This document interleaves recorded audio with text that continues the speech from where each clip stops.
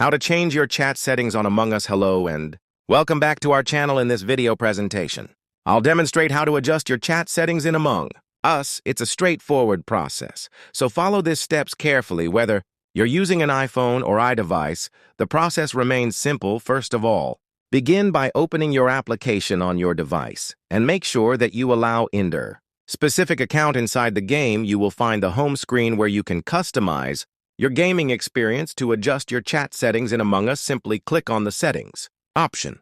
This will open up a menu with various options. The credit chat settings, which include options like censor chat, color blind text, etc. We can double this options on or off according to your preference. Once done, we're done to the main screen and click on the play button.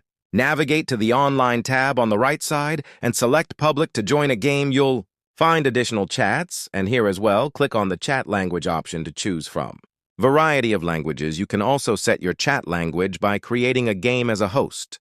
That's currently the only way to adjust your chat setting in Among Us. I hope this tutorial has been helpful. If you found it useful, please consider liking and subscribing for more amazing tips and tutorials.